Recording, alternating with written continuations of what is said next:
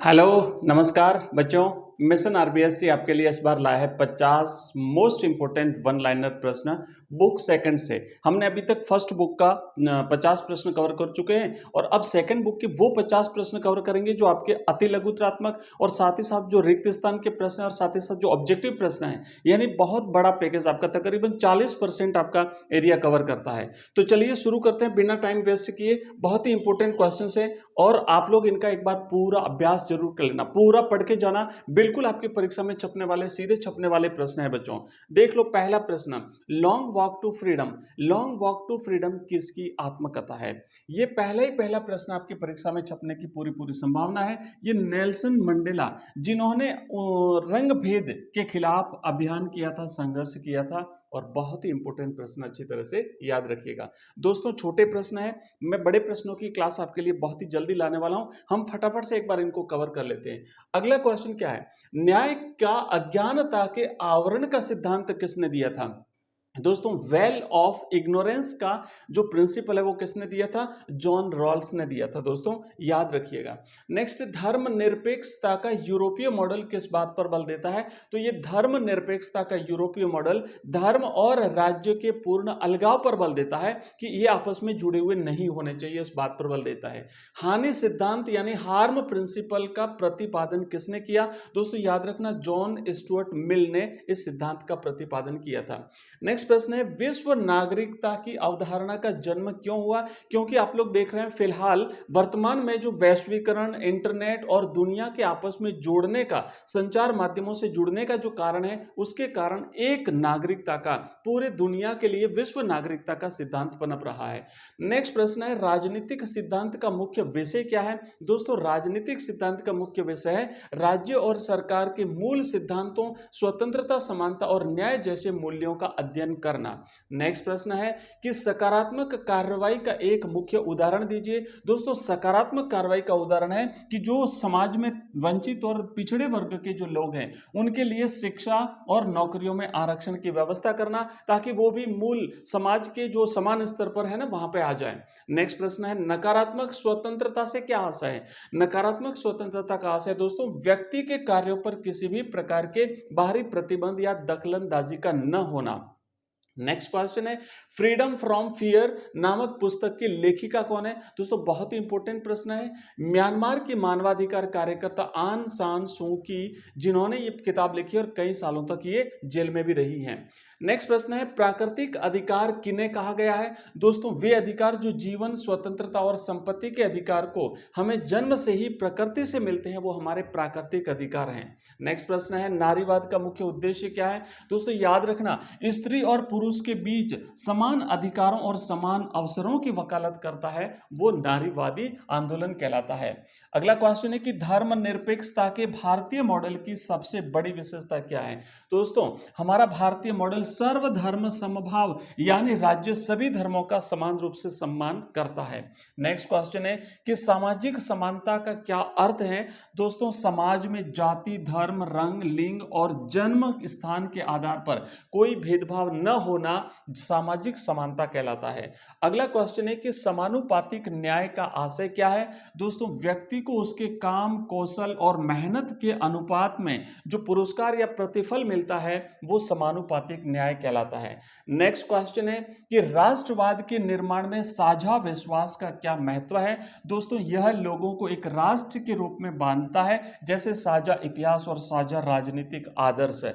अगला क्वेश्चन है कि अधिकार और जिम्मेदारियां आपस में कैसे जुड़े हुए हैं? दोस्तों याद रखना, महत्वपूर्ण प्रश्न है कि ये एक ही सिक्के के दो पहलू हैं। बिना कर्तव्यों या जिम्मेदारियों के अधिकारों का कोई अर्थ नहीं रह जाता है। दोस्तों आगे बढ़ने से पहले 1 मिनट के लिए मैं आपको सिर्फ रोकूंगा, एक बार वीडियो को लाइक कर दीजिए, क्योंकि हमारी ये सीरीज लगातार चलती रहेगी। वीडियो को हाइप कर दीजिए ताकि और भी आवश्यकता वाले जो बच्चे हैं जिनको पॉलिटिकल साइंस की तैयारी करनी है उन तक ये कंटेंट पहुंचेगा।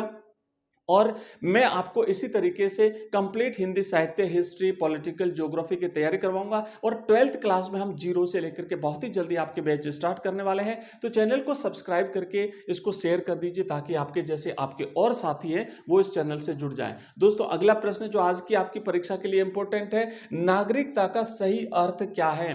दोस्तों नागरिकता का अर्थ है किसी राजनीतिक समुदाय की पूर्ण और समान सदस्यता। अगला क्वेश्चन है कि धर्म के अंदर वर्चस्व का क्या मतलब है? दोस्तों एक ही धर्म के अंदर कुछ लोगों के साथ भेदभाव और शोषण होना, जैसे महिलाओं या दलितों के साथ, तो इसे धर्म में वर्चस्व कहते हैं।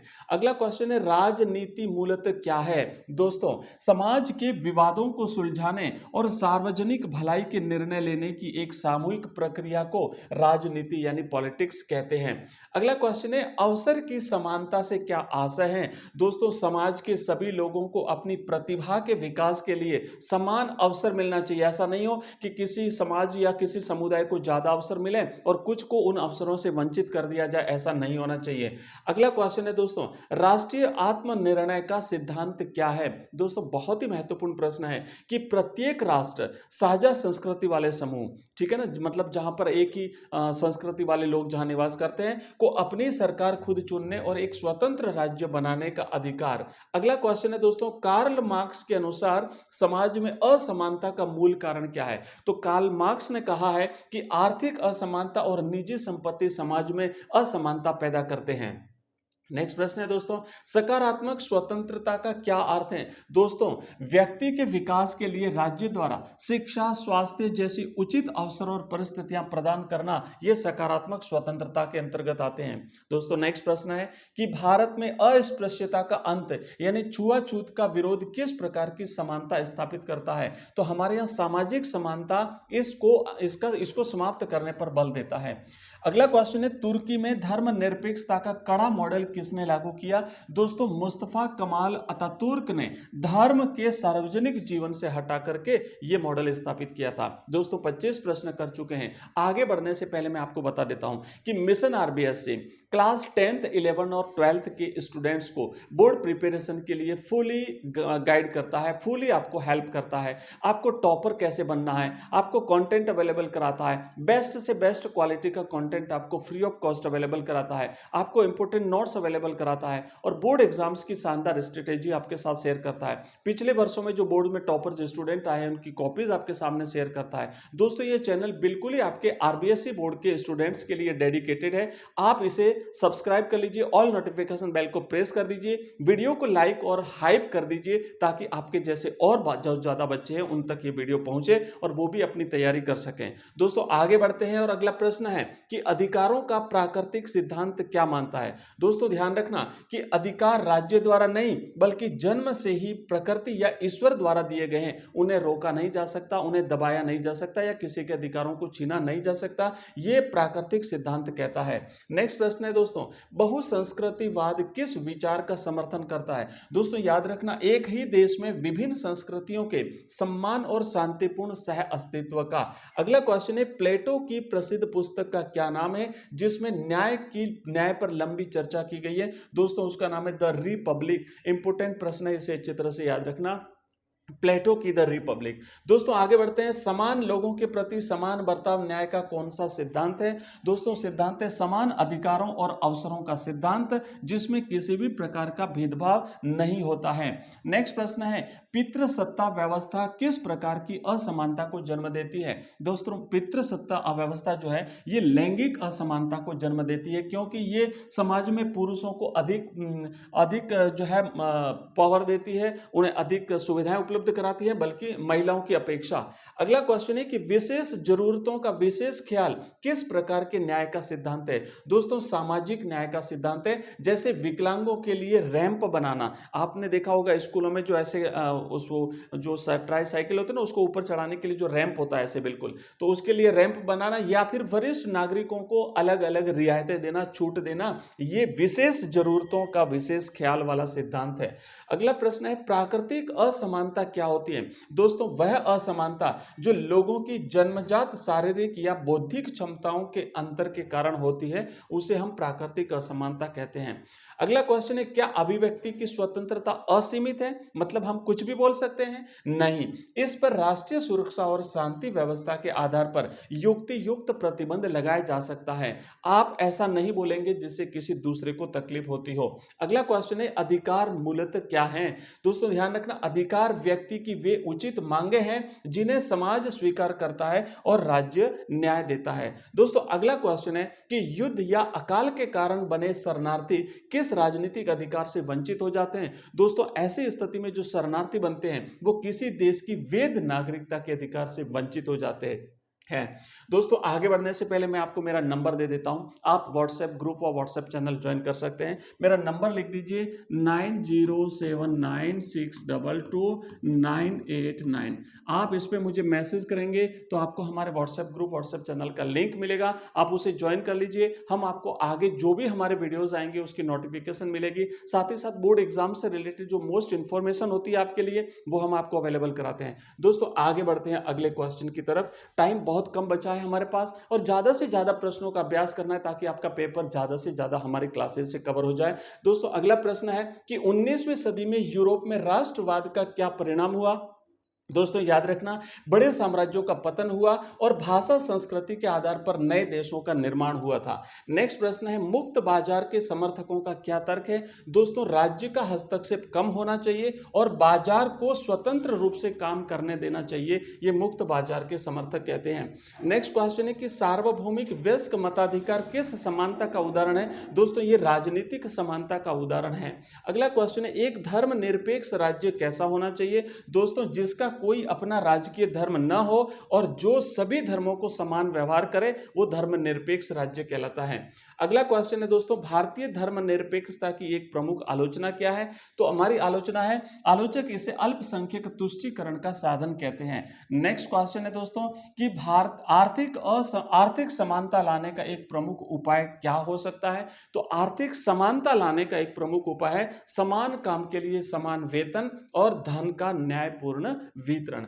अगला क्वेश्चन है दोस्तों कि मार्टिन लूथर किंग जूनियर ने किस देश में रंग भेद के खिलाफ अहिंसक आंदोलन किया था? दोस्तों संयुक्त राज्य अमेरिका में किया था। अगला क्वेश्चन है कि जॉन रॉल्स ने न्यायपूर्ण समाज की स्थापना के लिए किस तरीके का सुझाव दिया था? दोस्तों तर्क संगत विचार विमर्श और अज्ञानता के आवरण का तरीका इन्होंने बताया था। नेक्स्ट क्वेश्चन है दोस्तों, अगला प्रश्न है हमारा कि राजनीतिक सिद्धांत के अध्ययन से छात्रों को क्या लाभ होता है? तो राजनीतिक अध्ययन से वे एक जागरूक नागरिक बनते हैं और न्याय, स्वतंत्रता और समानता जैसे मूल्यों का सही अर्थ समझते हैं। नेक्स्ट क्वेश्चन है, सार्वभौमिक नागरिकता का क्या तात्पर्य है? दोस्तों याद रखना कि देश के सभी निवासियों को बिना किसी भेदभाव के समान नागरिक अधिकार देना। दोस्तों अगला क्वेश्चन है कि राष्ट्रवाद के उदय में साझा भू क्षेत्र का क्या तात्पर्य है? तो याद रखना कि लोग एक निश्चित भौगोलिक क्षेत्र से अपनी पहचान और मातृभूमि का गहरा जुड़ाव महसूस करते हैं।